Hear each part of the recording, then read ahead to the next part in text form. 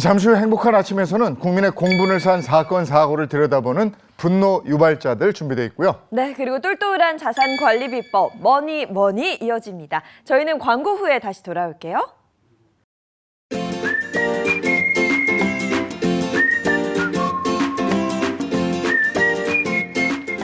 안녕하십니까. 행복한 아침 이재용입니다. 안녕하세요, 장예인입니다. 오늘은 7월 30일 화요일이고요. 요즘에 사이버 레커 얘기 많이 나오는데 다른 사람 약점을 잡아서 이 약점을 폭로하겠다고 협박까지 하고 또 그걸 빌미로 돈을 뜯어내고 이런 행태들이 있었습니다. 오늘 분노 유발자들에서 사이버 레커에 대해서 좀 들여다보겠습니다.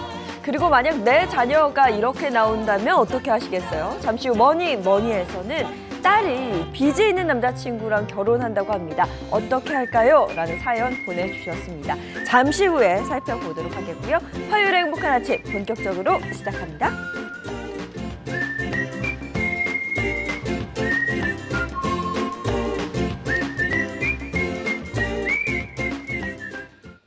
화제 이슈를 발빠르게 전해드리는 모닝 브리핑부터 시작하겠습니다. 이고은 변호사와 함께합니다. 어서 오세요. 안녕하세요. 첫 번째 이슈부터 전해주시죠. 네, 밤사이 최저 기온이 25도를 넘으면 우리가 열대야다라고 하죠. 요즘 이 열대야 때문에 잠 못 이루시는 분들 저 포함해서 정말 많으실 것 같습니다.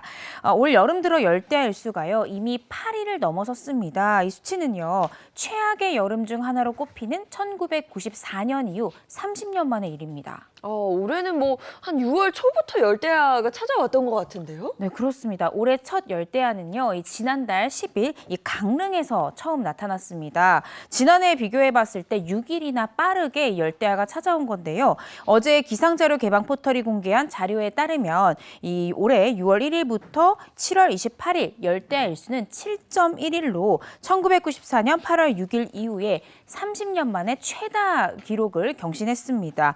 이달에는 강원 지역을 중심으로 유례 없이 이 초열대야 형상까지 보이고 있는 상황입니다. 낮에는 폭염, 밤에는 열대야, 정말 더위에 시달리는 건데 폭염특보가 내려진 지금 상황, 피해도 만만치 않을 것 같아요. 그렇습니다. 일단은요, 이 온열질 환자가 900명이 넘어섰습니다. 지난 27일 하루에만 34명이 발생해서 온열질환 통계가 집계된 지난 5월 20일부터의 누적 환자가요, 총 925명이고 이 중 사망자도 4명에 이릅니다. 또 폭염으로 인해서 돼지 만여 마리, 또 닭과 오리 등 가금류 9만여 마리 등 가축 11만 마리가 폐사한 것으로 나타났는데요. 이는 지난해 같은 기간 이 폭염으로 폐사한 가축보다 무려 6배 가까이 급증한 수치입니다. 이에 따라서 정부는 지난 25일부터 2주간 이 폭염 피해 집중 대응 기간을 운영하고요. 또 폭염에 대비해서 국민들에게 국민 행동 요령을 안내하기도 했습니다. 본격적인 더위가 시작됩니다. 8월이 시작됩니다. 이러면 아니 그동안 더위는 그럼 더위가 아니었던 거야? 많이 더웠는데 이런 생각이 이미. 드는데 하여간 이 폭염 주의하셔야 되겠습니다. 건강관리 더 잘하시고요. 다음 이슈 전해주시죠. 네, 우리나라 총 인구 현재 기준으로 몇 명이나 될까요? 어제 통계청의 발표에 따르면요, 지난해 11월 1일 기준입니다. 우리나라의 총 인구는요, 5,177만 5천여 명이라고 합니다. 1년 전보다 무려 8만 2천 명 정도가 늘어난 수치라고 하는데요. 총 인구가 반등한 것은 지난 2020년 이후 이 3년 만의 일입니다. 저출생이다, 인구 소멸이다 이런 비관적인 얘기 굉장히 많았었는데 인구가 늘었다니 정말 반가운 소식입니다. 네, 총 인구가 어떻게 증가했냐 그 원인을 좀 살펴보면 국내에 거주하는 외국인 수가 크게 늘었기 때문입니다. 외국인 인구는 약 194만 명으로 지난해보다 무려 18만 명이 늘어서 역대 가장 많은 규모를 기록했는데요. 다문화 가구는 이 사상 처음으로 40만 가구를 돌파했습니다. 다만 내국인 인구는 3년 연속으로 감소해서 4,984만 명을 기록했는데요.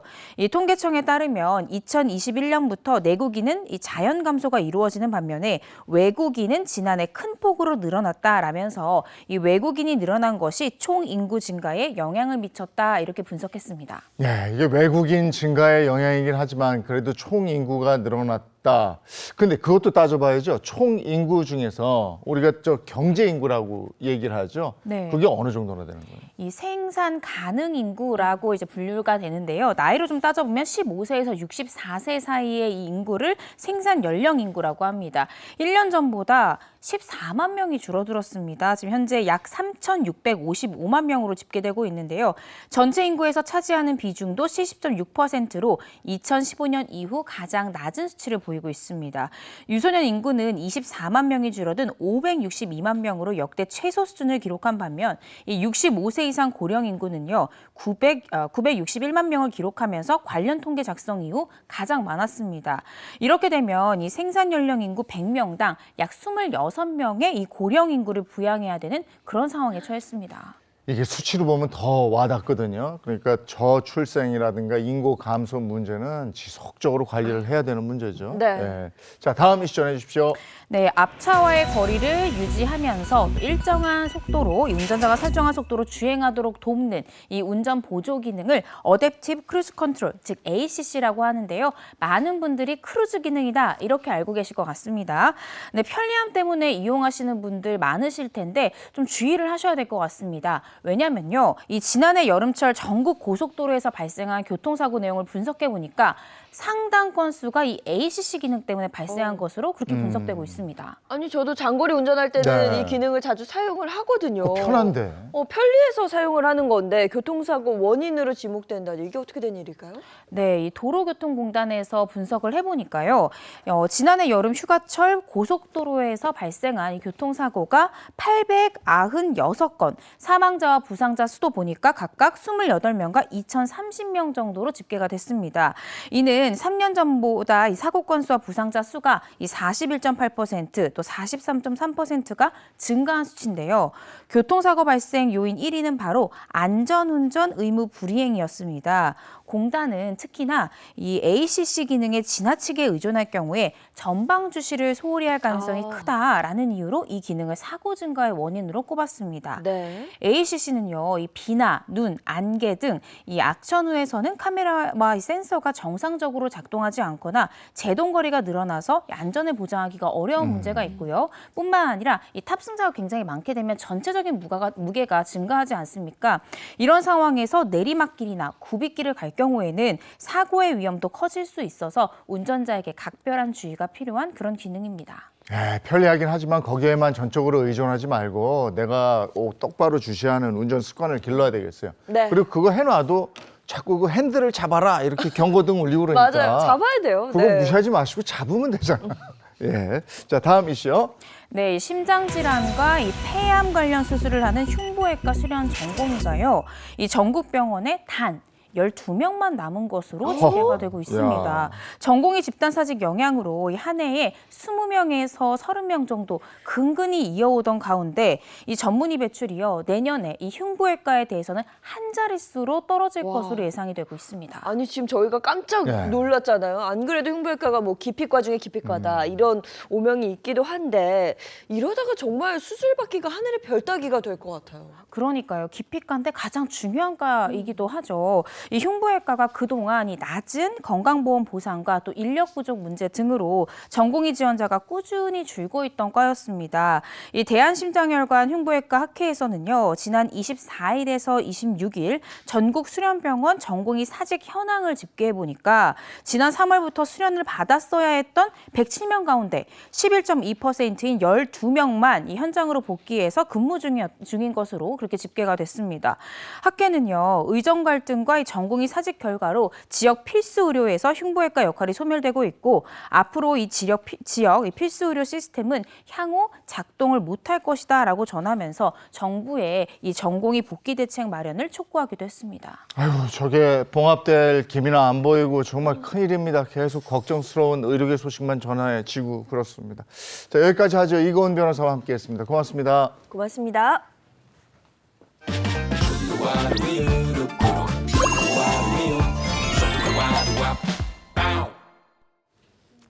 문득 궁금한 게 이재용 아나운서는 보험을 몇 개나 가입하셨어요? 전 좀 돼요. 누가 들어달라고 그러면 들어주고. 기본적으로 암보험, 그렇죠. 실손보험, 뭐 기타 등등등등 있는데 얼마나 가지는지도 잘 모르겠는데 제법 나가요. 제법 많이 나가죠. 네. 그런데 만약에 누군가 내가 보장받을 수 있는 보험을 미리 가입해 뒀다면 어떨 것 같으신가요? 굉장히 좋겠죠. 네, 네. 네, 그래서 지금부터 여러분께 이 든든한 보험 무엇인지 자세히 소개해 드릴게요. 화재, 자연재해는 물론 대중교통 이용 중에도 불행은 늘 예고 없이 찾아오는 법. 이렇듯 언제 닥칠지 모르는 사건, 사고 때문에 늘 불안하신가요? 하지만 너무 걱정하실 필요는 없습니다. 일상생활 중 갑작스러운 피해를 입었을 경우 기댈 수 있는 착한 버팀목이 있으니까요. 그 착한 버팀목의 정체, 지금부터 제가 알려드릴게요. 가스 누출로 추정되는데 한 명이 숨졌고 소방대원을 포함해서 21명이 다쳤습니다. 버스 승객들의 몸이 공중에 뜰 정도로 2명이 심정지 상태에 빠졌습니다. 여러분, 혹시 시민안전보험이라고 들어보셨나요? 아직 들어본 적 없어요. 오늘 처음으로 듣는 얘기네요. 못 들어봤는데 그게 뭐예요? 시민안전보험이란 국민 누구나 겪을 수 있는 일상의 피해에 대비하기 위해 지자체가 시민들을 대신해 미리 가입해둔 보험입니다. 그렇다면 시민안전보험을 통해 보상받을 수 있는 사례들을 먼저 만나볼까요? 가장 먼저 대중교통 이용 시 발생한 사고에 대해서도 보상을 받을 수 있습니다. 운행 중이던 버스가 갑자기 급정거를 할 경우 자칫 승객들이 크게 다칠 수가 있는데요. 얼마 전에 저희 이웃집 아주머니가 버스 안에서 좀 넘어져가지고 이런 경우 시민안전보험을 통해 갑작스러운 피해에 대한 보상이 가능하다는 사실 참 든든하시죠? 대중교통을 많이 이용하다 보니까 이제 다치거나 하면은 저한테 도움이 많이 될 것 같아요. 기사님들한테도 그런 보험이 있다면 상당히 도움이 될 것 같습니다. 그리고 시민안전보험에는 교통약자를 위한 보장 항목도 마련돼 있었는데요. 겁이 나지요. 사고 날 뻔한 적은 몇 번 있었어요. 이렇듯 실버존에서 사고를 당했을 경우도 보험금을 지급받을 수 있다는 사실. 너무 큰 도움이 되죠. 우리 어르신들 보행하는데 많은 큰 장애도 있고 하니까 그런 보험이 있다면 우리 농민들한테는 큰 도움이 될 거고. 이곳은 지난 2015년 시민안전보험을 처음으로 도입한 충청남도 논산. 농업가구가 많은 지역의 특성상 요즘 같은 한여름 뜨거운 햇볕 아래서 일하는 분들이 많을 수밖에 없는데요. 시민안전보험에서는 이런 여름철 온열 질환에 대해서도 든든히 보장한다는 사실. 덥고 힘들 때 일하는데 만약에 그 건강상 문제가 생기면 시에서 들어준다면 저희 같으면 굉장히 적극적으로 찬성하고 좋다고 생각합니다. 보면 볼수록 야무진 시민안전보험. 시민안전보험에 대해 좀 더 자세한 이야기를 들려주실 분을 제가 직접 만나봤습니다. 안녕하세요. 반갑습니다. 1년 365일 시민들의 안전을 위해 애쓰고 계시다고 들었는데요. 시민안전보험이란 무엇인지 딱 한마디로 설명을 해주신다면? 저희 주변에는 다양한 재난과 사고가 많이 발생하고 있습니다. 시민안전보험은 이러한 재난과 사고에 피해를 입은 시민의 생활안전 지원을 위해서 지자체가 조례에 근거를 하고 자율적으로 가입하는 보험으로 해당 지자체에 주소를 두고 있는 시민은 자동으로 보험 혜택을 받을 수 있는 그런 보험입니다. 그럼 가장 먼저 보장 항목은 어떻게 되나요? 네, 자연재난 사망, 그리고 사회재난 사망, 그리고 대중교통을 이용하다가 사망할 경우 행안부에서 권장하고 있는 37개 보장 항목이 있고요. 지자체는 지자체 특성에 맞추어서 18개 정도의 기타 보장 항목이 있습니다. 보장 금액은 어느 정도죠? 지자체마다 다 다른데요. 한 500만 원에서 3천만 원 정도까지 지금 가입을 하고 계신데 행안부에서는 2천만 원 이상 가입하시기를 권고하고 있습니다. 청구 방법에 대해서도 자세히 좀 알려주세요. 네, 사고 발생 시 관할 지자체에서 가입한 시민안전 보장 항목이 맞는지 확인을 먼저 하셔야 되고요. 네. 그다음에 시민안전보험 사고 전담 창구에 사고 접수를 하고 난 후에 사고가 확인이 되면은 보험사에서 보험금을 보상해 줍니다. 그럼 보장 내역 확인은 어떻게 하면 될까요? 네, 시민안전보험은 지자체마다 보장 항목과 보장 금액이 다 다릅니다. 그래서 재난보험 24 누리집을 꼭 확인해 주시면 되겠습니다. 시민안전보험 점점 더 궁금해지는데요. 저 그러면 질문이 하나 더 있습니다. 만약에 자연재해로 인해 피해가 발생한 경우 재난지원금과 동시 지급이 가능할까요? 네, 정부의 재난지원금과 개인이 가입한 보험에서 보상금도 중복으로 보상을 받으실 수 있습니다. 다만 유사한 재난사고도 지자체별로 보장 항목과 보장 금액이 다르기 때문에 아까 말씀드렸던 재난보험 24에서 꼭 보장 항목을 확인하시는 게 필요할 것 같습니다. 네, 많은 분들이 오늘 방송을 통해서 시민안전보험에 대해 알게 되시겠지만 그래도 아직 모르는 분들이 많을까 봐 좀 걱정입니다. 혹시 사고 발생일로부터 청구 가능한 그 기간이 따로 있을까요? 네, 청구는 사고 사실을 안 날로부터 3년 이내에 꼭 청구를 하셔야 하고요. 이것은 어느 보험이나 마찬가지입니다. 네. 자, 마지막으로 시청자분들께 당부의 말씀 부탁드릴게요. 행정안전부에서는 재난보험 24 누리집을 통해 시민안전보험의 보장 항목, 보장 금액, 보험금 청구 방법 등을 개별적으로 확인할 수 있도록 하였습니다. 시민들이 자주 이용하는 카카오페이와도 자동 연계하여 국민들이 실시간으로 보험 정보를 확인할 수 있도록 하였습니다. 앞으로 재난과 사고 피해 발생 시 보장의 사각지대가 발생하지 않도록 시민안전보험의 보장 범위를 확대하는 등 사회 안전망을 더욱 강화하도록 하겠습니다. 네, 앞으로도 시민 안전을 위해서 힘써 주시기 바랍니다. 오늘 말씀 고맙습니다. 네, 감사합니다. 갑작스러운 사건 사고가 닥치더라도 너무 당황하지 마세요. 나보다 먼저 나를 생각해주는 시민들의 든든한 버팀목. 시민 안전보험이 있으니까요. 오늘 알려드린 시민 안전보험 사용 설명서 꼭 기억해 두셨다가 필요한 순간 똑똑하게 사용하시길 바랄게요.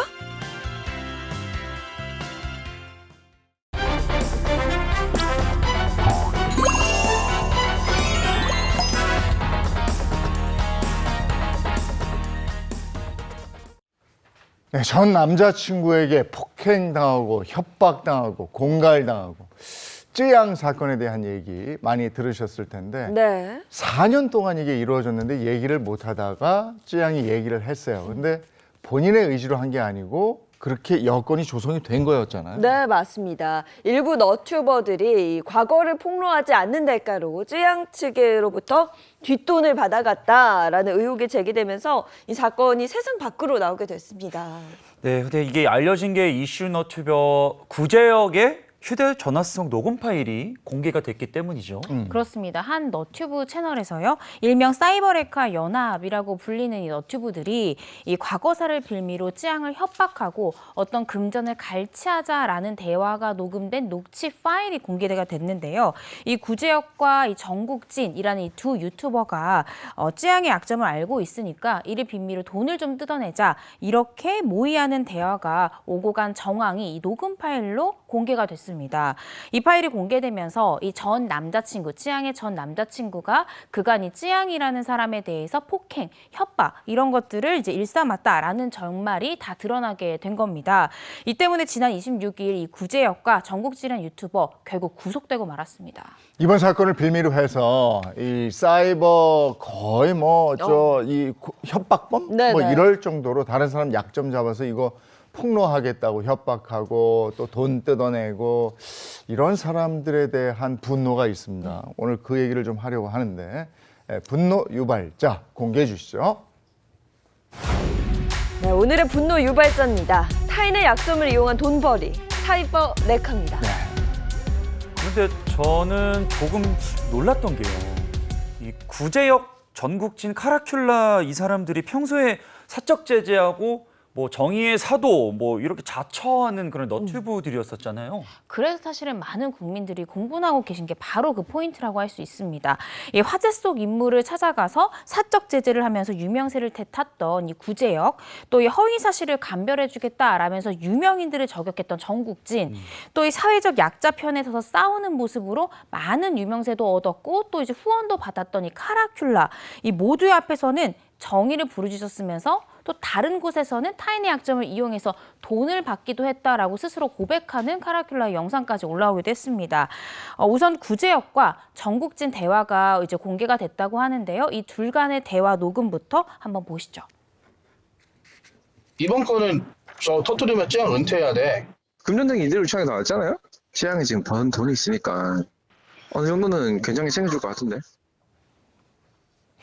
네, 이 알려진 대로 이 찌양이 과거에 어떤 유흥업소에서 일을 했다라는 사생활을 이 두 너튜브가 계속 너튜버가 공유를 하죠. 그러면서 이를 빌미로 어떤 금전을 뜯어내야 되겠다라는 모의하는 정황이 이 녹음 파일에 그대로 담겼습니다.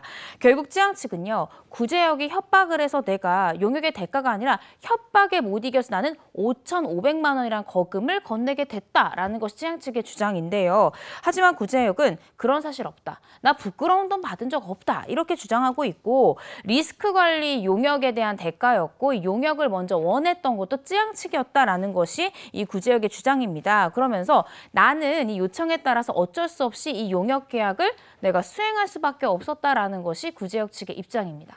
그래서 조사를 해보니까 이미 협박 등의 혐의로 재판 중인 사건만 8건이었고 일부 사건에서는 검찰이 이미 징역형을 구형한 걸로 확인이 됐어요. 그렇습니다. 이렇게 재판을 받고 있고 수사를 받고 있는데 또다시 찌양에 대해서 공갈 협박을 했다.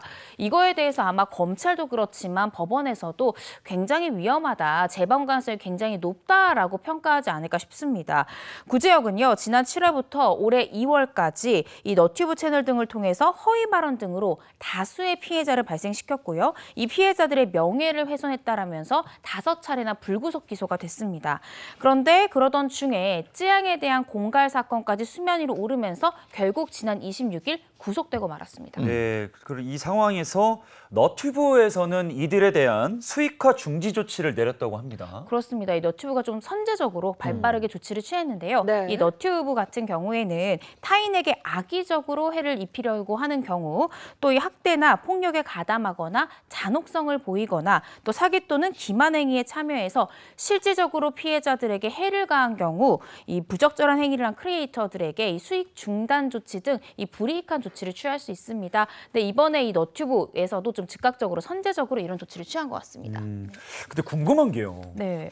저희도 몰랐던 건데 이 너튜브들은 어떻게 이 사실을 알았을까? 그게 좀 궁금합니다. 사실 이 사적 비밀을 알고 있다는 게 굉장히 어렵기도 하고 말도 안 되는 건데 어떻게 알았을까요? 그러니까요. 네, 찌양 측이 라이브 방송을 통해서 이 부분에 대해서 내가 어떻게 돈을 건네게 됐는지 과정을 좀 공개를 했습니다. 이 라이브 방송을 통해서 공개한 메일에는요, 이 힌트를 좀 얻을 수 있는데 지난 2월입니다. 이 구제혁에게 이 찌양 측이 받은 메일에는 찌양의 탈세 방법에 대해서 폭로하는 내용에 일부 사람에게만 공개하는 영상 주소가 있었는데요. 구제혁은 이에 덧붙여서 영상 시청한 후에 이 찌양님의 의견을 듣고 싶다. 답장 없으시면 반론에서 없다고 이렇게 생각할 수밖에 없다는 점 양해 바란다. 이렇게 적었습니다. 그러면서요, 또 이런 이야기를 합니다. 네, 익명의 제보자가 찌양에 대한 충격적인 제보를 했다. 내가 지금 영상에서 공론화시킨 이 탈세보다 100배는 심각한 내용이다라는 겁니다. 그러니까 100배가 심각한 내용이다라고 말한 게 이번에 터진 이제 사생활 관련 내용인 것 같은데요. 익명의 제보자가 뭐 제보를 했다 이렇게 이야기를 했는데 익명의 제보자가 누구였을까요? 그러니까 구제혁이 이렇게 찌양을 협박하려면 구제혁한테 뭔가 찌양의 비밀을 말해준 사람이 있겠죠. 그런데 충격적인 게 이 구제혁한테 찌양의 과거에 대해서 폭로한 사람이 바로 이 찌양의 전 남자친구의 전담 변호사였습니다. 그래서 우선 찌양 측이 공개한 이들의 녹취록 한번 들어보시죠. 아이고 오랜만입니다. 네네네네. 이게 뭐 하셔도 되고 안 하셔도 되는데 네네네. 정보 제공 측면에서 네네네. 그런데 예전에 찌양이 유흥업소 뭐 거기서 일했던 것 같더라고요. 녹취록이 있으니까 뭐 의심할 수 있는 그런 상황도 있지만 왜 변호사가 이런 일에 나선 걸까요? 그러니까 변호사 지금 최 씨 같은 경우에도 이제 자신의 입장이 난처하다라면서 이제 자신의 해명에 나섰습니다. 변호사의 주장은 이렇습니다. 과거에 전 남자친구가 생존해 있을 때 이 부분을 좀 공론화시키고 싶어서 많은 방송국에 제보를 했다는 거예요. 그런데 이 제보가 받아들여지지 않아서 어쩔 수 없이 너튜브라는 수단을 이용했던 것이다라는 게 최 변호사의 주장입니다.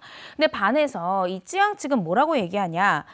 당시 찌양은 정산을 제대로 못 받았다 이렇게 자기가 라이브 방송에서 얘기를 했잖아요. 그래서 회사의 자금 관리는 모두 사망한 전 남자친구가 했기 때문에 나는 탈세와 전혀 관련이 없고 이 부분은 내가 아는 바가 없다라는 것이 이 찌양 측의 얘기입니다. 그러면서 이 최 변호사가 이 사실을 알고 있는 것처럼 얘기를 하면서 최 변호사가 하는 사업의 뒷광고를 이 찌양 측이 영상을 통해 좀 해주기로 우리 강압적으로 좀 요구를 받는 상황이었다라고 찌양은 주장을 했습니다. 그러면서 찌양이 라이브 방송을 통해서 실제 이 최 변호사와 이 찌양 측 회사 관계자가 만나서 이 대화를 나누는 전화를 하는 이 녹취록을 일부 공개하기도 했었는데요. 그 녹음 파일을 좀 보면 최 변호사가 찌양 먹방할 때 이 방향제, 탈취제 내가 하는 제품 좀 홍보해줘라. 그게 뭐 좀 어렵냐 라면서 이 홍보를 요구하는 그런 내용이 담기기도 했습니다. 예. 찌양 측은 지난 25일에 공갈 및 업무상 비밀 누설 등의 혐의로 최모 변호사를 고소했다. 네.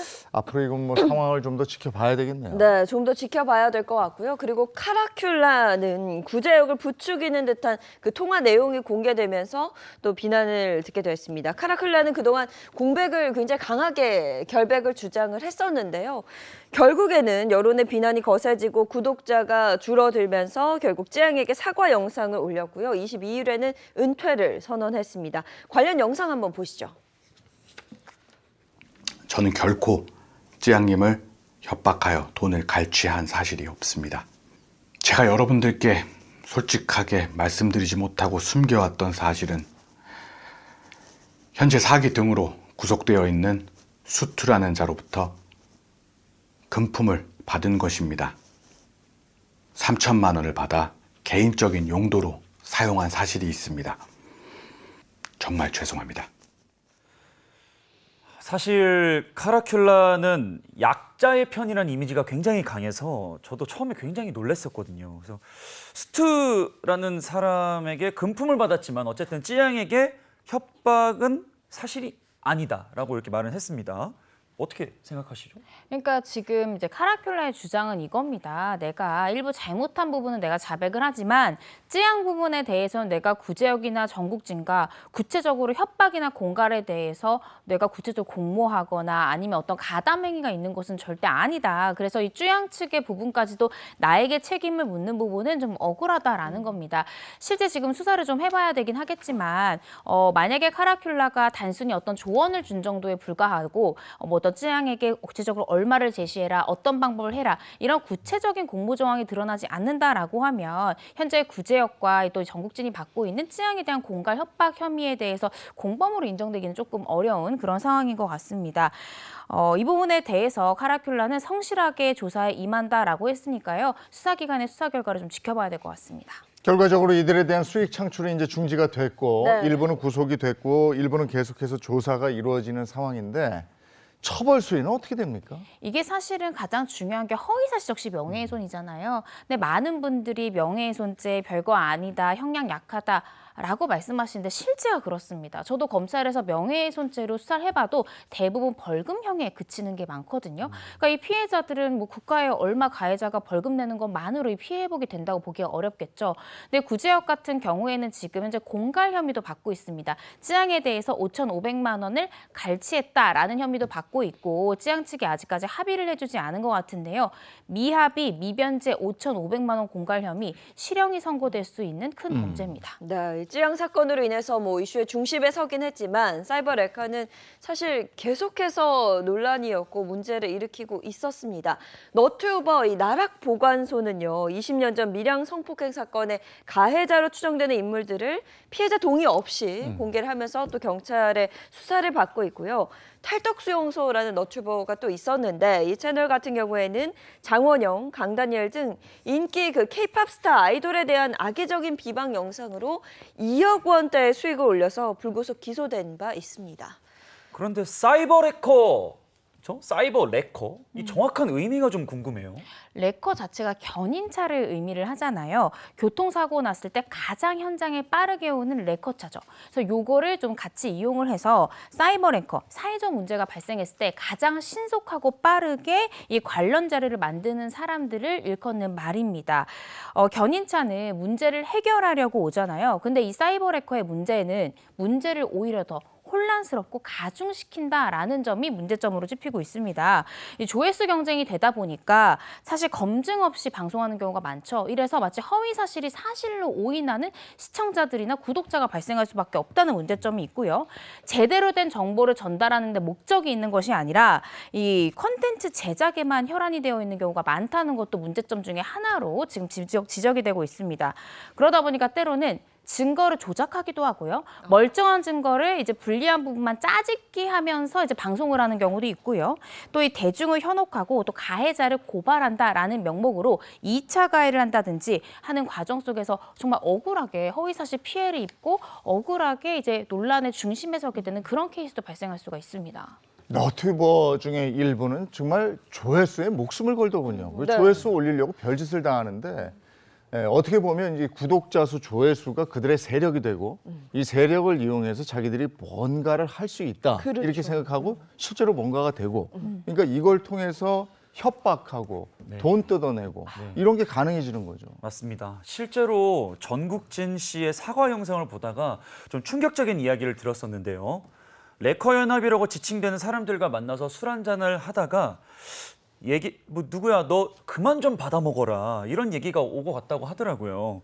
이 정도면 사이버 레커 너무 일상적이다라고 생각해도 되는 부분 아닐까요? 그러니까요. 얼마나 이게 만연화가 돼 있으면 그만 좀 받아먹어라라고 농담처럼 얘기할까 싶은데요. 이런 유형이 바로 누군가를 협박해서 금전적 이득을 얻는 경우에 해당할 수 있습니다. 사이버 레커에는요. 크게 3가지의 유형이 있습니다. 우선 첫 번째는 허위 사실이 섞인 자극적 컨텐츠를 제작 유포하는 선전형이 있고요.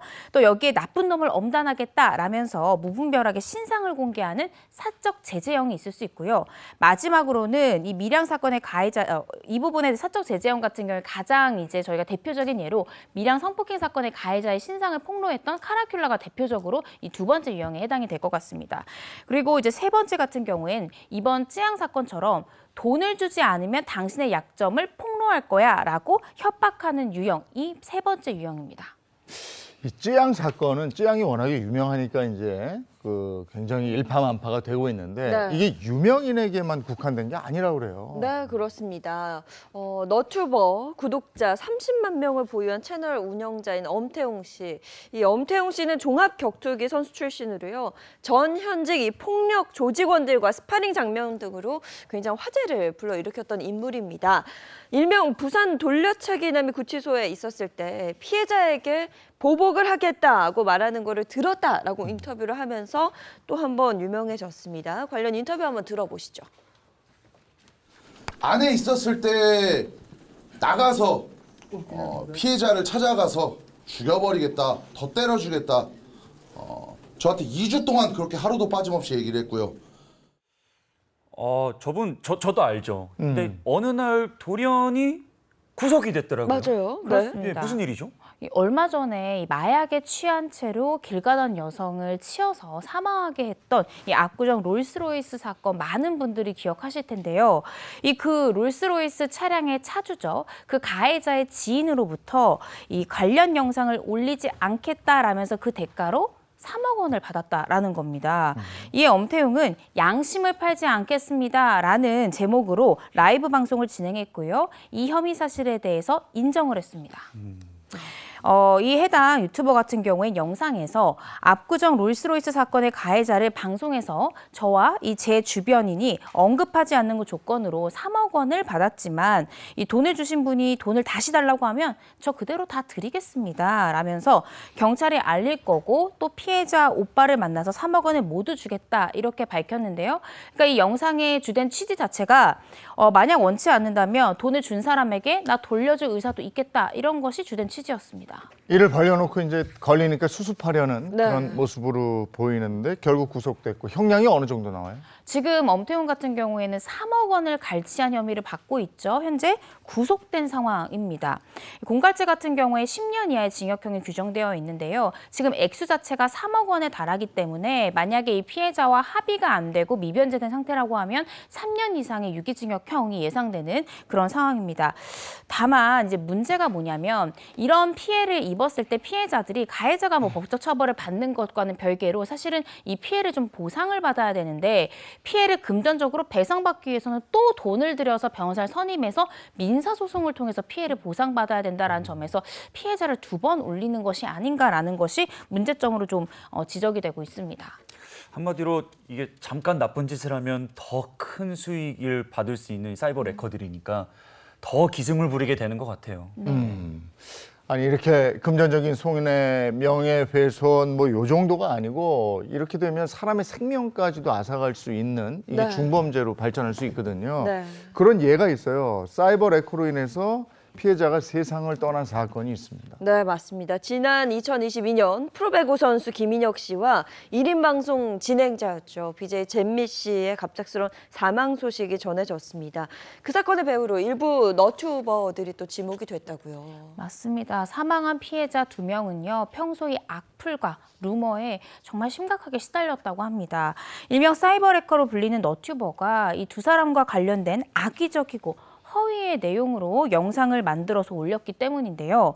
사이버 레커들은 김인혁 선수의 화장 논란을 영상으로 만들어서 올렸고요. 이 영상 때문에 수많은 악플과 추측성 게시물들이 파생되는 이 끔찍한 결과를 낳았습니다.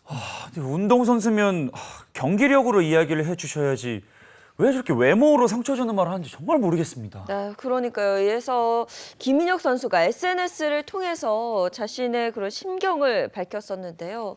한번 제가 전해드리면 10년 넘게 들었던 오해들, 무시가 답이라 생각했는데 지친다. 나에 대해서 아무것도 모르면서 수년 동안 괴롭혀온 악플들, 이제 그만해달라. 버티기 힘들다. 뭐 이런 글을 남겼습니다. 당시 김인혁 선수는요, 부상으로 전력에서 이탈해 있었던 터라 경기에 뛰지 못하는 아쉬움도 굉장히 컸던 그런 힘들었던 상황이었는데요. 그 순간 이런 악플에 따른 고통을 이기지 못하고 결국 2022년 2월 자택에서 생을 마감하고 말았습니다.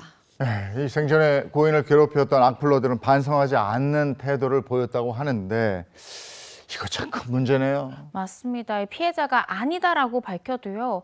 많은 국민들은 이미 영상을 봤기 때문에 그렇게 생각하지 않는 거예요. 얼마나 답답하고 힘들었을까 마음이 아픕니다. 대부분의 사이버 레커들은요. 언론의 기사 내용을 짜깁기 위해서 영상을 만들죠. 그리고 검증되지 않는 사실을 마치 정말 진실이고 사실인 것처럼 보도를 하고 있습니다. 더 많은 조회수를 끌어올리기 위해서 자극적인 영상 만들기에 초점을 맞추고 있고요. 그렇기 때문에 자극적인 영상이니까 조회수가 빠르게 올라가고 조회수가 빠르게 올라가니까 더 많이 빠르게 유포되는 그런 패단을 안고 있습니다. 잘못된 사실 유포를 통해 희생된 또 다른 피해자가 있는데요. 바로 BJ 잼미라고 불리던 조장미 씨입니다. 네, 지난 2019년 뻑가라는 그 너튜버가요. 조장미 씨에 대한 남혐 의혹을 제기하는 영상을 올렸습니다.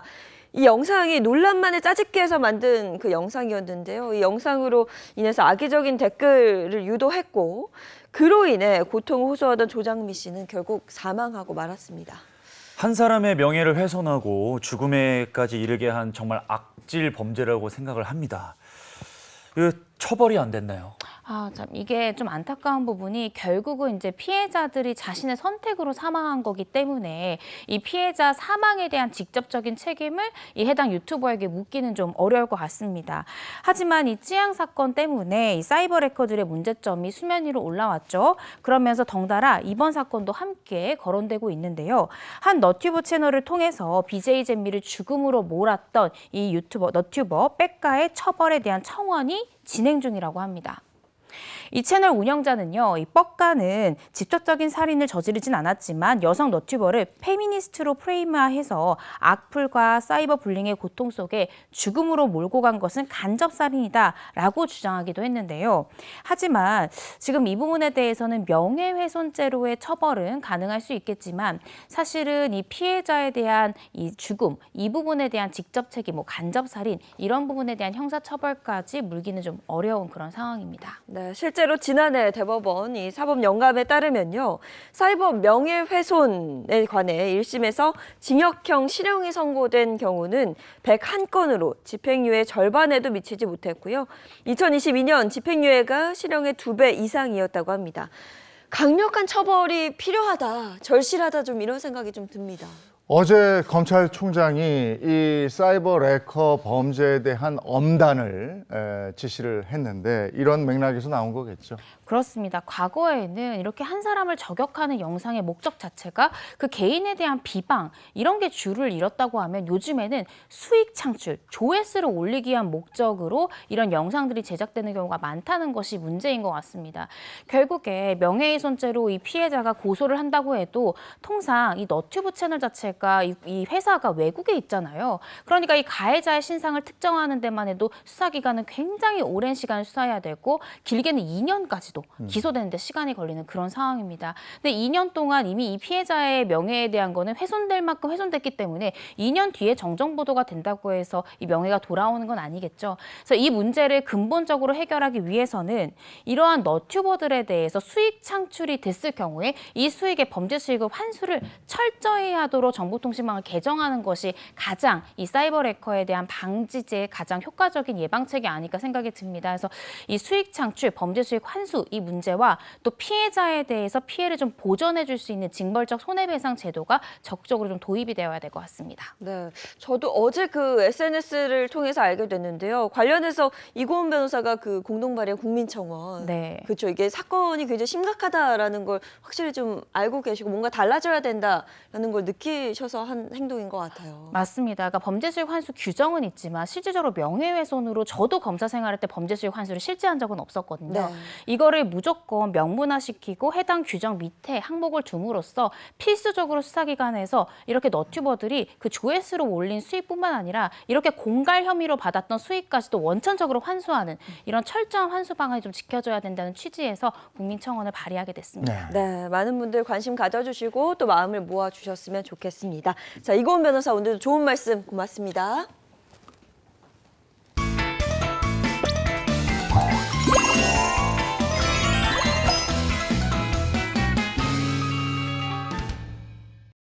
네, 행복한 아침 함께하고 계신 지금 시각 8시 12분을 넘어섰습니다. 이번엔 돈 얘기 좀 할까요? 머니 시간입니다. 네, 자 오늘의 고민은 어떤 고민일지 사연 바로 공개하겠습니다. 자 오늘의 사연은요. 제 딸이 빚 있는 남자와 결혼한답니다. 라는 사연입니다. 부자와 결혼한답니다. 참 이게 아니고 빚이 있는 있는 남자. 사람과. 예, 벌써부터 걱정입니다. 김현우 소장과 얘기 나눠보죠. 어서 오세요. 네, 안녕하세요. 네, 반갑습니다. 소장님, 우리 오늘 제목이 머니잖아요. 우리 맨날 하고 있는데 오늘은 제목을 좀 바꿔야 될 것 같습니다. 뭘로요? 사랑과 전쟁으로. 빚이 있는 남자랑 결혼하다니요. 이거 어떻게 됩니까? 이거 오늘 제목 바꿔야 되는 거 아닙니까? 이게 뭐 사실 빚이 그렇게 나쁜 거는 아닌데 부모님이 조금 걱정하실 만한 수준인 것 같아요. 그리고 이게 사랑과 전쟁에서는 그런 이제 갈등을 다루기는 하는데 이게 갈등의 원인이 빚이잖아요. 또 우리가 돈을 다루다 보니까 이렇게 빚 있는 상황에서 결혼은 또 어떻게 해야 되고 뭘 조정해야 되는지 이런 부분들은 좀 의논을 해볼 필요가 있을 것 같습니다. 자, 그럼 이제 개인적인 질문 나갑니다. 이재용 아나운서. 물론 딸은 없지만 이제 큰아들이 결혼을 한다고 여자를 데려왔는데 빚이 좀 많아요. 네. 어떨 것 같으세요? 근데 이게 그 빚이 좀 많다고 안 돼 이러잖아요. 네. 그럼 지들이 영화 주인공인 줄 알아. 아. 그래가지고 더 불타올라요. 오. 청개구리처럼. 로미오와 줄리엣. 그래서 살살 이렇게 어느 정도인지 살살. 뭐 이런 건 좀 해야지. 네. 그렇죠. 즉각 반응을 보이면 안 되겠더라고. 근데 빚이 이거 곤란하죠. 이게 감당이 불가능한 정도면 진짜 힘들어지는 근데 요즘 거예요. 은행 대출 없이 사는 사람 많지 않겠지만 맞아요. 그게 감당이 안 되는 정도의 빚이라면 이거는 문제가 있는 문제 있죠. 네. 뭐 사랑이냐 돈이냐 뭐 이렇게 딱딱 내놓을 수 있을 것 같은데 근데 이 빚이 어떻게 생긴 건지 가장 중요하잖아요. 그렇죠. 예를 들어서 뭐 도박을 해서 빚이 생긴 거면 굉장히 심각할 거고 뭐 사업을 뭐 무리하게 해서 생기면 또 심각할 거고 그 방법이나 뭐 이런 문제가 좀 여러 가지 생각이 들 것 같아요. 맞습니다. 이게 한순간에 실수로 생긴 빚이고 개선할 수 있고 고칠 수 있는 빚이냐 이런 것들을 좀 살펴봐야 되는데 뭐 예를 들어서 지금 말씀해 주신 것처럼 뭐 도박으로 생긴 빚 이런 것 같은 경우에는 근본적인 원인을 해결하는 게 가장 큰 관건이겠죠. 그리고 뭐 매달 버는 돈보다 쓰는 돈이 많다. 늘 적자라서 빚이 계속 생기고 있습니다. 뭐 이런 빚인지 아니면 뭐 학자금 대출이라든가 주택담보대출 이렇게 자산을 형성하기 위한 대출인지 뭐 이런 어떤 유형의 빚인지에 따라서도 달라질 수 있으니까요. 같은 빚이라고 해도 성격은 다르니 이분이 어떤 빚을 어떻게 지고 있는지 이런 것부터 살펴봐야 될 것 같습니다. 물론 뭐 돈이 다는 아닙니다만 우린 사랑만 먹고 살 수 있어. 이것도 사실 아니거든요. 근데 맨날 말로는 돈이 다가 아니라고 그러는데 네. 다 돈 때문에 문제가 생기더라고 보면. 맞습니다. 네, 솔직해지면 네. 뭐 사랑도 중요하고 돈도 중요합니다. 사실 뭐 결혼 시작도 하기 전에 돈 때문에 발목 잡힌다면 이것도 굉장히 갑갑한 일이 될 텐데요. 결혼을 앞둔 따님이 너무 걱정이 돼서 사연을 보내주셨다고 합니다. 어떤 사연인지 그 자세한 내막을 먼저 들여다보도록 하죠. 저에게는 곧 30을 앞둔 딸이 있어요. 딸에게는 사귄 지 1년이 조금 넘은 남자친구가 있는데 직장도 안정적이고 사람도 호탕하니 괜찮은 것 같아서 슬쩍 결혼 생각을 물어봤었죠. 야 예인아, 너 아직 재용이 잘 만나고 있니? 뭐 만나고 있지. 왜요 근데? 왜는? 사계절을 만나봤으니 슬슬 결혼 준비도 하고 옷도 보러 다니고 해야 되는 거 아니야? 둘 다 나이도 있잖아. 그렇긴 하지. 근데 엄마는 그 아빠랑 처음 시작할 때 그때 어땠어? 얘기 좀 해줘봐. 우리 야 고생 그런 고생이 또 없었지. 야 쥐뿔도 없는 남자 만나고서 내가 참 고생 많았었지. 아이 그래도 우리 아빠 엄청 다정하잖아. 엄마한테 잘하고 성실하잖아. 뭐 볼 거라곤 그것뿐이더라. 야 내가 그때 콩깍지 씌워갖고 얼굴만 이쁘고 지하 단칸방에서 살림 시작한 거 아니 너? 어? 다들 남들 가는 신혼여행 가지도 못하고 생각하면 니네 아빠가 럭키비키야. 럭키비키? 엄마 그런 말도 알아? 그럼. 아니 근데 그렇게 시작했어도 지금 그 남부럽지 않게 살잖아. 자식들도 다 잘 되고 우리 행복하잖아. 그치? 시간 지나니까 뭐 그렇긴 하다. 둘 다 참 열심히 살았다. 야 근데 갑자기 왜 그런 거 묻냐? 아이 엄마 근데 사실 저기 문제가 좀 있는데 얼마 전에 그 재홍 씨가 결혼 얘기 나한테 슬쩍 꺼내긴 하더라고. 그래서 근데 그 저기 빚이 조금 있다나 봐. 근데 괜찮잖아. 근데 빚이? 뭐 갚으면 되지. 그 뭐 콩으로 만든 빚이 그 말고 진짜 빚 얘기하는 거지? 그 얼마나 있다는데? 그 한 장? 한 장 정도. 한 장? 뭐 요즘 애들 한 장이면 1,000만 원? 야 1,000만 원이 무슨 빚이야? 젊은 사람 몇 달 일해가지고 열심히 갚으면 되는 거 아니오? 아니 거기 영 하나만 저기 뒤에 더 붙여줘. 뒤에다가? 영. 빚이 1억이 있다고? 야! 아우 딸님이 정말 사업을 하다 말아먹었냐 도박을 하냐 그랬더니 그건 아니랍디다. 고생만 했던 신혼생활이 떠올라서 그 빚 다 갚기 전에 결혼이고 뭐고 없던 일로 하자고 했더니 헤어질 수는 없다면서 눈물을 보이는 우리 딸. 똑똑하고 예쁜 내 딸이 어쩌다가 이런 잘못된 선택을 하게 된 거지. 이거 어떻게 합니까 소장님? 그거 봐요. 바로 이렇게 헤어지라고 얘기하면 아주 영화를 찍는다니까 얘네들. 눈물부터 막 네, 나고 못 헤어질 그런다니까. 이유가 막 더 많이 떠오르죠. 네, 엄마는 걱정되실 수밖에 없죠. 아이, 그럼요. 1억이라는 빚이 있다면. 결혼 시작도 전에 그러니까 딸이 고생할 게 눈앞에 훤히 보이니까 결혼해라라고 말할 수도 없는 거고 그렇다고 또 딸이 사랑한다는데 뭐 돈 때문에 헤어져라고 얘기할 수도 없는 상황입니다. 이거 어떡하죠? 만약에 제가 지금 뭐 막내지만 저에게 여동생이 있다면 저도 어머니랑 똑같은 반응을 했을 것 같습니다. 그래요? 안 된다고 할 것 같아요. 부모님이 아니더라도 오빠 입장에서도 안 될 것 같아요. 아무리 좋은 사람이라도. 그렇죠. 이게 고생할 것 같으니까. 마이너스 1억에서 시작한다는 거는 이게 아예 그냥 0에서 시작하는 것도 힘든데. 그렇죠. 이거 말이 안 되지 않습니까? 아, 그렇습니다. 이 사연에서도 잠깐 얘기가 나왔지만 뭐 사업을 하다가 실패해서 이런 빚이 생겼거나 아니면 뭐 도박은 아니라고 말씀은 해주셨어요. 그렇다고 한다면 생활하면서 빚이 잔잔하게 늘어났다는 건데 이런저런 명목으로 조금씩 불어난 것 같습니다. 그러면 빚이 왜 조금씩 시작해가지고 눈덩이처럼 불어나느냐? 이런 게 이제 경험해 보신 분들도 계시겠지만 생활비가 부족해서 빚을 내시는 경우에 이렇게 급속도로 빚이 불어나는 경우가 종종 있습니다. 뭐냐면 그래요? 이번 달에 뭐 카드값 50만 원이 부족해라고 한다면 당장에 카드가 연체되면 안 되잖아요. 그러다 보니까 뭐 카드론이라든가 현금 서비스 이런 걸 받아서 일단 50만 원 딱 부족한 만큼 빌려가지고 갚아요. 근데 다음 달 카드 결제를 보면 지난달에 빌린 돈이 있으니까 조금 더 갚아야 되겠죠. 예를 들어 한 70만 원 부족하다. 그러면 70만 원만 어딘가 빌려와가지고 갚으면 되는데 이왕 부족하니까 한 100만 원 정도 빌리단 말이죠. 그런데 그 다음 달 그럼 카드값을 보면 70보다 더 나오니까 한 150 부족하고 그럼 한 200 빌리고 이렇게 200, 200, 300, 350 이렇게 늘어나다 보니까 나도 모르는 사이에 진짜 1년 만에 빚이 눈덩이처럼 불어나는 경우들이 종종 있습니다. 아니 지금 듣기만 해도 가슴이 좀 답답해지는데 네. 빚이 1억이 있다는 남자친구 과연 딸이 결혼을 해도 될지 조금 더 자세하게 들여다보도록 하겠습니다. 지금 남자친구의 현재 상황 한번 볼까요? 자, 남자친구의 현재 상황 자세히 좀 보겠습니다. 남자친구는 지금 33살이고요. 직업이 공무원이에요. 세후 안정적이네. 수입이 월 300입니다.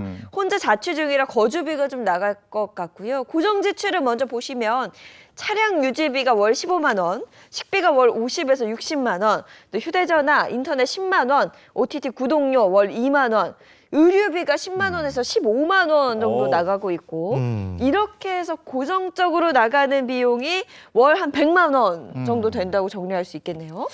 근데 이 정도면은 뭐 그렇게 뭐 많이 막 허투루 쓰는 것 같지는 않은데 식비가 좀 많긴 하네. 50만 원, 60만 원. 근데 남자가 혼자 살면서 본인이 직접 요리해 먹고 이러지 않으니까 네. 나가서 사 먹는 비용이니까 그쵸. 뭐 요즘 음식값도 비싸고 이 정도 쓰지 않나. 아, 일단 33살이라 그래서 제 얘기인 줄 알았는데요. 300만 원 중에서 100만 원 고정비를 쓰시고 네. 나머지 용돈하고 저금하면 되시는 건데 그러게. 아니 이게 1억이랑은 좀 다른 단위 같거든요. 1억 너무 어디서 나온 거예요? 아, 이렇게 보면 밥값 조금 많이 나가나? 근데 그렇게 눈에 밟히는 그런 큰 소비는 없습니다. 근데 자세히 보시면 이분이 자취를 한다고 했는데 주거에 대한 비용이 지금 언급이 전혀 없어요. 이 주거비를 포함한 고정비가 또 있는데요. 자, 빚이 1억 원이 어떻게 생겼느냐? 바로 공개해 드리겠습니다. 아하. 자, 이렇게 생겼습니다. 남자친구의 두 번째 고정 지출입니다. 주거비가 월 85만 원. 아이고 많이 나가네. 와, 월세 보증금 3천만 원에 월 50만 원, 거기에 관리비 20만 원, 보증금 이자 15만 원이 아하. 있습니다. 이게 꽤 되죠. 게다가 나머지 대출 상환금도 86만 5천 원이라고 하는데 학자금 대출 상환액이 17만 원. 자동차 할부금 아우, 이게 많이 57만 원, 보험 약관 대출 이자까지 있어요. 또 마이너스 통장이 2천만 원. 지금 보니까 어질어질합니다. 굉장한데요, 이게? 이게 보증금 3천만 원도 대출이라는 거네요. 네. 예? 그리고 마이너스 통장. 이거 이자율이 제법 높지 않습니까? 제법 높죠. 6%. 네, 마이너스 통장이라는 건 말 그대로 은행에 일단 한번 신청해서 한도를 딱 만들어 놓으면 예를 들어 뭐 3천만 원짜리 마이너스 통장이다 그러면 만들어 놓은 그 다음부터 내가 필요할 때마다 쉽게 꺼낼 수 있거든요. 이렇게 쉬운 대출일수록 금리가 높은 게 일반적인데 그런 마이너스 통장을 활용해 가지고 여기에 있는 돈을 꺼내서 이 월세 보증금으로 썼어요. 이분이 이제 독립을 하시면서 아무런 준비도 없이 나왔기 때문에 보증금 자체도 없는 거죠. 그걸 이제 빌려 쓰기 쉬운 마이너스 통장을 만들어서 대출을 받은 거고요. 그래서 3천만 원에 대한 연이자 6% 적용하면 한 달에 한 15만 원 정도의 이자를 내고 있고 여기에 월세, 관리비, 뭐 이자까지 포함하면 한 달에 주거에 들어가는 비용만 무려 85만 원이 됩니다. 그러네. 아니, 저 궁금한 게 지금 보니까 네. 월급의 대부분이 지금 대출이자 갚는 데 나가고 있거든요. 근데 이 사연 주신 분의 그 따님, 여자친구랑 데이트하려면 뭐 영화도 봐야 되고 밥도 먹어야 되고 아이고. 뭐 기념일도 있을 텐데 이 돈이 어디서 나오는 거예요? 그냥 걷는 거지 뭐. 한 달에 이렇게 더운데. 와, 이게 300만 원에서 고정비 270이면 30만 원. 내 용돈 하기도 힘들고 270만이나. 그렇죠. 이게 그러니까 매달 이렇게만 쓰는 게 아니라 누구 또 결혼한다 아니면 누구 돌아가셨다라고 한다면 이런 경조사비도 내야 되잖아요. 뭐 생활비 외에도 갑작스럽게 들어갈 뭐 비상금 이런 것들도 필요할 텐데 그러면 이분은 300만 원 번다고 하더라도 이걸 더 초과해서 쓰시는 게 맞습니다. 그래서 이분 같은 경우에는 소액 대출을 받아가지고 지금 생활비를 충당하셨던 것 같아요. 다시 한번 화면을 보시면 일단 대출의 역사가 좀 깁니다. 대학생 시절에 학자금 대출 3천만 원 요거 받으셨거든요. 그런데 이 학자금 대출 같은 경우에는 소득이 발생하기 시작하면 그때부터 의무적으로 일정 비율을 갚아야 되는 금액이 있어요. 그게 앞서 말씀드린 한 17만 원 정도 의무 상환액이 들어가는 것 같고 월 소득 300만 원, 연소득으로 따지자면 3,600만 원이니까 그게 17만 원. 여기서 이제 소득이 늘어나면 이게 조금씩 더 늘어나는 겁니다. 그리고 기타 생활비 부족한 것들은 이제 마이너스 통장이라든가 보험 약관 대출을 받은 것 같은데 보험 같은 경우에는 월 12만 원짜리 10년 된 종신보험인데 이걸 해약하게 되면 이제 나오는 해약환급금 있죠. 이걸 담보로 이제 대출을 받은 겁니다. 600만 원 정도 받았고 해약하게 되면 이제 대출금 다 제외를 하고 100만 원 정도만 환급이 되는데 이 이율이 5%예요. 그러니까 이자만 한 월 2만 5천 원 정도 내고 계신 상황이죠. 거기에다가 자동차 할부금도 또 있습니다. 2,500만 원짜리 차를 연 이자율 5% 4년 할부로 샀으니까 57만 원 정도씩을 매달 상환을 하고 있는 상황입니다. 네. 아니, 저는 처음에 빚이 1억이라고 하길래 왜 1억이지? 어떻게 1억이 됐지? 이렇게 생각을 했는데 보니까 계속 마이너스가 나고 또 부족한 돈을 마이너스 통장이나 아니면 대출을 끌어다가 계속 메우고 있는 상황이니까 이게 점점점 눈덩이처럼 불어서 빚이 지금 1억이 된 상황이에요. 아니 살면서 은행 대출을 포함한 빚이 조금씩들은 다 있을 거예요. 네. 근데 내가 감당할 정도야지 이렇게 300만 원 버는데 270만 원 나가버리고 이러면 좀 곤란할 것 같은데 거기다가 또 문제가 생활비로 이게 조금씩 누적돼서 1억까지 간 거잖아요. 이거 굉장히 곤란할 것 같은데. 그렇습니다. 이분은 이제 이 첫 단추부터 조금 잘못 깬 것 같은데 독립이 하고 싶어서 독립을 하셨을 거예요. 이제 내가 돈도 벌고 나이도 있으니까 집에서 엄마 아빠 잔소리 듣기 싫고 그러니까 일단 나가고는 싶은데 준비가 안 돼서 보증금을 전액 마이너스 통장을 쓰신 거고요. 이 약관 대출 같은 경우에는 보험 내가 가입한 보험에다가 그 보험을 담보로 사실 대출을 받는 건데 이게 보험회사 입장에서는 떼일 위험이 없는 거잖아요. 여차하면은 이 사람의 보험을 해약하게 되면 다 원금을 받을 수 있는 거니까 그렇기 때문에 일반 신용대출보다는 금리가 낮거든요. 그렇게 이자 낮다는 소리를 어디선가 들어서 처음에 약관 대출을 받아가지고 마이너스 통장을 채운 거죠. 메꿨는데 시간이 지나면서 마이너스 통장이 다시 조금씩 한도가 꽉꽉꽉꽉 채워지게 된 거고 이분만 보더라도 이분은 기본적으로 뭐 경제관념이라든가 금융 지식이 없는 걸로 보여요. 그리고 뭐 직업이 일단 공무원이신데 공무원분들 같은 경우에는 이자율이 더 낮은 공무원 전용 신용대출 같은 상품들도 있거든요. 그런 것들을 먼저 알아봤어야 되고 또 전세자금 대출 같은 경우에는 정부의 정책 대출, 뭐 버팀목 전세자금 대출이나 이런 것들 이용하게 되면 금리가 아무리 높아봐야 2%대거든요. 3천만 원 정도 빌렸다라고 한다면 1%대도 가능하고요. 그러니까 3천만 원을 예를 들어 2% 빌렸다. 그러면 한 달에 5만 원 정도인데 지금 이분은 마이너스 통장을 쓰면서 이걸로 보증금을 충당했기 때문에 한 3배 정도의 이자를 내고 계신 거죠. 지금 이 상황만으로 봐도 지금 약간 답답한 상황인데 네. 이런 상황에서 아까 밑에 보셨죠? 가로 열고 코인이랑 주식을 하시고 계십니다. 그러네요. 예, 마이너스 통장으로 만회해 코인이랑 보겠다고 주식을 하는 사서 거죠. 결국 이자만 계속 나가고 있는 상황인데. 마이너스 70? 네.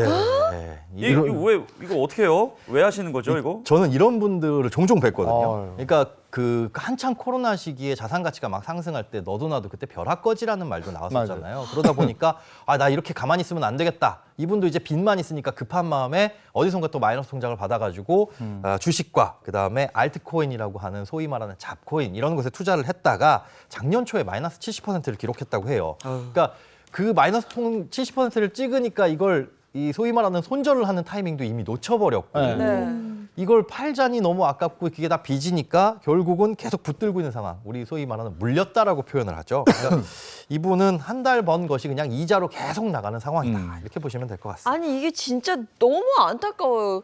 저는 사실 정말 월세 안 내니까 끝까지 부모님 집에 붙어 있어야지 이런 생각을 하면서 최고죠. 그렇게 살았거든요. 근데 일단 독립을 하면서 이제 빚이 생겼고 이걸 또 만회하려고 코인이나 주식에 손을 대면서 이게 눈덩이처럼 불어난 건데 지금 저 이거 결혼시켜도 되는 겁니까? 저희가 얼마 전에 내 인생에 대출은 절대 없다 이런 분의 사연을 소개했는데 진짜 극과 극이거든요. 극과 극입니다. 사실 이제 부부의 경제관이 다른 경우에 많은 충돌이 일어나고 갈등이 생길 수도 있어요. 다르면 그런데 서로 맞춰 나가면 될 텐데 이분 같은 경우는 다르다가 아니라 좀 틀리다라고 접근을 해야 될 것 같습니다. 대출이자도 사실 아까운 금융 비용인데 그 아까운 걸 모르고 대수롭지 않게 접근한다라는 거는 그만큼 돈에 대한 감각이 좀 무디신 분 같아요. 과연 이분이 결혼을 했을 때 이 신혼부부가 행복하게 결혼 생활을 유지할 수 있을까 걱정이 들긴 하지만 그렇다고 결혼시키지 마세요. 이건 솔루션이 아니니까 최대한 이분을 좀 고쳐 나갈 수 있는 방향으로 좀 고민을 해봤는데 앞으로 남자친구분은 개과천선을 하셔야 될 것 같습니다. 그 정도입니까? 근데 가장 큰 문제점, 뭐 아까 말씀하신 것처럼 돈이 있으면 있는 대로 좀 써주고 있는 데면 모자르면 안 쓰고 하는 그런 경제관념이 있으면 좋은데 빌려서라도 기어이 쓰신단 말이죠, 지금. 그럼 결혼을 하실 거라면 좀 이 상황이 문제가 좀 해결될 때까지 그게 미뤄야 문제예요. 되잖아요. 빌려서라도 써야 되는 거. 근데 못 고치거든요. 이분이 그 내용들을 보니까 이게 독한 사람이 아니에요. 그냥 이게 그냥 이렇게 에이, 흘러가는 대로 살아 뭐 이건데 이거 고쳐야 됩니다. 그쵸. 흘러가는 대로 살다가 1억을 어떻게 갚아요? 맞아요. 근데 지금 결혼을 미루고 지금 당장 내가 버는 거 모아서 갚는다? 안 갚아질 것 같고요. 글쎄, 결혼을 시키신다면 그냥 결혼 빨리 해가지고 그 여성분이 경제관념이 있으면 그쵸. 그분이 가져와야죠. 딱 틀어잡고 그냥 분발하는 게 낫지 않을까 싶어요. 네, 사실은 이분 누구든 지금 남자 쪽의 경제관념 좀 붙잡아 주실 분이 필요해요. 네. 그렇다고 해서 부모님이 해주시기엔 너무 늦었고 혼자 살면서 지금 사실 아무런 그런 스트레스 없이 산 거잖아요. 그런데 이건 혼자 살더라도 미래가 없는 거거든요. 결혼을 좀 늦추자, 빚 좀 갚고 돈 좀 모아봐 해도 이게 내년, 뭐 내후년 달라질 게 전혀 없어 보입니다. 결혼 후에 이 돈 관리를 전부 다 아내 쪽으로 경제권을 넘겨주시든 아니면 지금부터 정신 차려서 상황을 좀 고치시든 정리할 건 정리하고 그렇게 가야지. 안 그러면 저축은 전혀 못하는, 그러니까 자산을 전혀 모을 수 없는 그런 구조를 보이고 있습니다. 네, 그럼 개과천선 네. 첫 발부터 좀 떼보겠습니다. 가장 먼저 정리를 해야 될 게 무엇이냐? 저는 그 마이너스 통장부터 전문용 마통 네. 요거부터 좀 정리를 해야 되지 않을까 싶은데요. 여러 가지 있습니다. 지금 고칠 게 한두 가지가 아닙니다. 자, 우선 뒤쪽 화면을 보시면요. 자, 차량에 지금 돈이 너무 많이 나가고 있어요. 자동차 할부금이 57만 원에 차량 유지비 15만 원. 와. 이 차량 관련만 총 72만 원이 들어가고 아마 이거 보험료는 또 빠진 것 같습니다. 그래서 차량을 가급적이면 파는 게 좋겠는데 여기서 이제 눈에 걸리는 게 할부로 사셨다는 겁니다. 이렇게 자동차 할부가 남아있으면 그 할부금을 누군가 인수해 가는 사람이 자동차를 사시거나 중고차로 그분한테 팔거나 아니면 할부금을 다 갚아야 처분을 할 수가 있거든요. 그러니까 차를 인수할 수 있는 대상이 좀 줄어들다 보니까 제값을 못 받을 수 있는 가능성이 꽤 큽니다. 처분할 수 있는 게 가장 좋지만 이게 좀 쉽지 않을 수 있다는 건 알아두셔야 됩니다. 그 다음에는 지금 살고 있는 오피스텔을 나와서 전세로 가라 하는 거네요. 네. 전세 보증금이 어디 있어? 나 돈도 없는데 전세를 맞아요. 어떻게 가? 네. 하실 수가 있는데 지금 오피스텔 관리비가 한 20만 원 정도에 보증금 이자 15만 원 합치면 이것만으로도 35만 원이 나가는 상황이잖아요. 전세로 가는 방법. 자, 정책 대출로 대출을 받게 되면 적게는 5%에서 많게는 30% 정도 내 돈이 필요합니다. 그리고 나머지를 대출을 해주거든요. 그러니까 최소한 내 돈으로 5에서 30% 정도의 돈은 있어야 된다는 거죠. 그래서 이거 모으는 걸 목표로 하셔야 되고 마지막은 이제 대출 갈아타기인데 지금까지는 이 쓰기 편한 마이너스 통장 이런 것만 쓰시느라 금리가 좀 높았어요. 근데 공무원이시면은 직장의 신용도가 굉장히 높아서 낮은 대출이 가능하니까 최근에 생긴 대환대출 비교 서비스 이용해가지고 반드시 대출을 갈아타는 걸 고민해 보시기 바랍니다. 이 차량하고 집만 해결을 해도 한 100만 원 정도 절약을 할 수가 있는 거고. 근데 결혼이라는 거는 뭐 남자 혼자 버는 게 아니고 지금 맞벌이인 것 같은데 이 여성분도 직업이 있는 것 같은데 네. 그 따님 상황도 한번 알아봐야 되는 거 아니에요? 따님 네. 상황 한번 알아볼까요? 따님의 경제 상황을 한번 살펴보겠습니다. 자, 보시면 중소기업에 다니고 있고 월 350만 원의 수입이 있는 상황입니다. 부모님과 함께 살고 있기 때문에 뭐 주거비나 생활비는 따로 들지 않고요. 보험 저축에 270만 원을 하고 있고 한 달 용돈으로는 지금 80만 원을 쓰고 있습니다. 아니 이것만 비교해봐도 이 딸 집에서는 저 남자한테 주기 싫겠네. 지금 보니까 저축을 꽤 많이 하고 있어요. 그러니까 이거 손해인데 어쨌든 250만 원씩 저축하고 있는 상황이에요. 대단한데요? 너무 비교되니까 이제 또 부모님이 그러신 것 같아요. 우리 집에 데려오면 좋겠는데. 서로 다른 점에서 매력을 끌렸나요? 이게 따님이 너무 아까운데요. 5년 동안 모았다 치면은 한 1억 5천 정도 있을 것 같은데. 맞습니다. 네. 지금 1억 5천만 원 정도 모았고요. 또 결혼할 때 부모님께서 5천만 원 정도 보태주신다고 합니다. 그러니까 결혼 자금이 한 2억 원 정도는 모여 있는 거죠. 그리고 이제 남자 쪽 같은 경우에는 그나마 다행인 게 남자분 집에서도 1억 원 정도는 이 결혼 자금으로 보태준다. 남자 집에서도? 예. 아니 그러면은 빚이 없이 시작하는 그러네. 칠 수 있는 것 청산. 같은데요? 예, 그러니까 그렇죠. 예비 그 시댁에서 주는 돈을 빚 갚는데 이렇게 쓰면 1억이 이렇게. 그렇죠. 그럼 영원 아닌가요? 여자 쪽이 조금 더 많은 쪽에서 시작해서 약간은 부족해 보일 수도 있지만 그렇게 시작하면 될 수도 있을 것 같은데 문제는 산 넘어 산인 게 이 남자친구분이 어떻게 지금 주장을 하고 생각을 하고 있느냐 화면을 한번 보시면요. 지금 여자분 쪽에서 2억을 들고 온다 이렇게 알고 있잖아요. 그리고 남자 쪽은 제로에서 시작을 하는 상황인데 결혼을 하게 되면 신혼집을 3억 5천만 원짜리 집을 얻어서 가자라고 남자가 주장을 하고 있는 상황입니다. 이거는 반대했어요. 주택에서. 아니 어디서 나와요 이 돈이? 3억 5천만 원 뭐 누굽니까? 할머니가 주시나요? 아니 이 남자분은 대출이 그렇게 그냥 이렇게 어렵지 않아. 그냥 그냥 전세자금 대출 이런 거 해서 그 정도는 시작하자 뭐 이건 것 같아요. 그렇습니다. 네. 대출을 쉽게 받다 보니까 네. 아이고 또 우리 같이 합치면 소득도 들었는데 더 빌리면 되지 이렇게 생각을 하고 계신데 절대 안 됩니다. 이분 상황에서는 지금 전세 한 많아봐야 1억 5천만 원 정도 내에서 시작하는 게 최선으로 보이는데요. 이 신혼부부 버팀목 전세자금 대출 같은 경우에는 보증금 같은 경우에 수도권은 최대 3억 그리고 수도권 외 지방 같은 경우는 2억 원의 주택에 대해서 전세금의 최대 80%까지 대출이 나옵니다. 그러니까 부부 합산 연소득을 좀 따져보기는 하는데요. 6천 초과 7,500만 원 이하면 만약에 1억 5천만 원 이하의 대출을 받았을 경우에 연 이율이 2.6%거든요. 그러니까 5천만 원은 내 돈, 그리고 1억은 대출을 받으면 대출이자는 연간 270, 한 달에 22만 원 조금 넘습니다.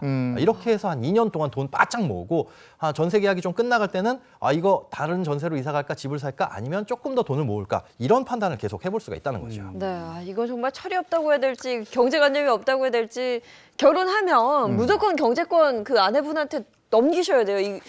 이렇게는 안 돼요. 이거는 막 보는데 막 화가 나는데요. 네. 말씀해 주셔서 약간 생각이 났는데 네. 우리 세 분의 선배님 네. 결혼하면 월급을 따로 하는 게 낫습니까? 아니면 같이 모아요? 어떻게 저는 궁금하더라고요. 왜 결혼 안 하셨나요? 네, 저는 결혼은 안 했지만 네. 많은 분들을 이제 상담해보고 보니까 따로 관리하면 돈을 모으기가 굉장히 어렵습니다. 이분 같은 경우에 특히나 그런데 남자분 다행인 게 여태껏 대출이자 관리비, 할부금 이런 거 내느라 본인의 소비가 그렇게 많지 않아요. 그러니까 전체적인 수입 지출 관리 전부 다 아내분한테 맡기시고 경제권 다 넘기시고 본인은 이제 용돈 받아가지고 생활을 하시는 게 가장 좋을 것 같고요. 최소한 결혼 전보다 지금 저축이 줄어들면 안 되잖아요. 아내분 같은 경우에 250만 원 저축하고 계신데 돈 관리 가져오셔가지고 하시게 되면 최소한 월 400만 원 이상은 저축하실 수 있을 것 같거든요. 그러려면 한 달에 200만 원 내에서 이 지출을 하셔야 되니까 이런 부분들 한두 달 정도 생활해보고 또 조정하고 이런 과정을 거치면 좋을 것 같습니다. 네, 자 이렇게 이야기 나눠봤는데요. 1억 대출 남자친구 맞춤 솔루션 결과 공개하겠습니다. 자, 맞춤 솔루션 결과입니다. 우선 차량과 오피스텔 정리하세요. 네. 정리하시고 대출 갈아타기를 통해서 마이너스 통장이나 보험 약관 대출 등 금리가 높은 대출에서 탈출을 하신다면 월 150만 원의 절약 효과가 있을 것으로 예상이 되고요. 신혼집은 1억 5천만 원 주택에서 또 신혼부부 버팀목 전세자금 대출을 받는 것을 또 추천해 주셨습니다. 양가 주택에서 다행히도 도움을 주실 수 있는 상황이기 때문에 결혼 후에 부부 합산 400만 원 정도는 모을 수 있을 것으로 보입니다. 그래도 어떻게 결혼을 하네요? 하기로 된 거예요? 예, 탐탁치 않아 보여요.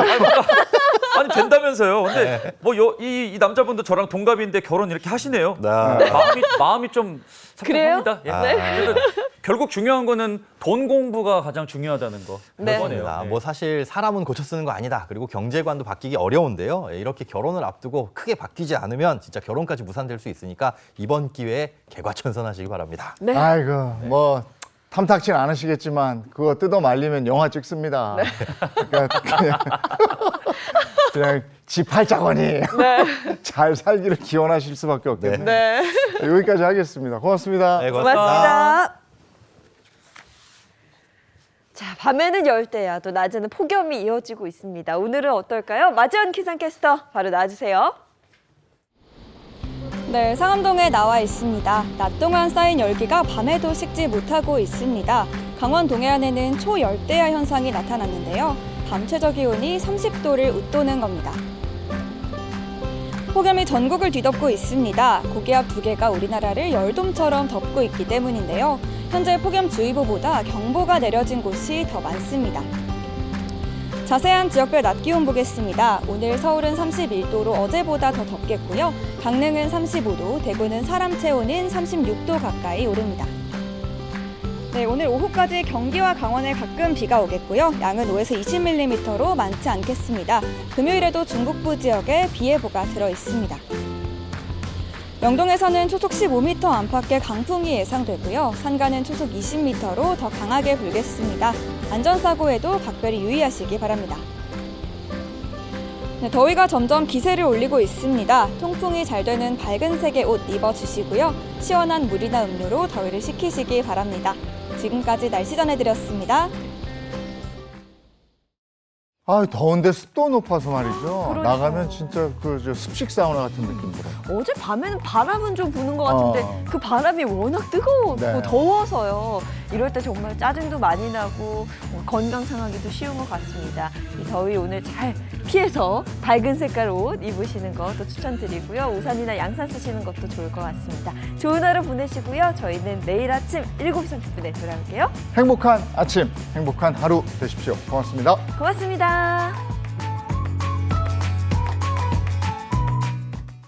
즐겨봐 너의 세상 플레이 더 넥스트 채널 A.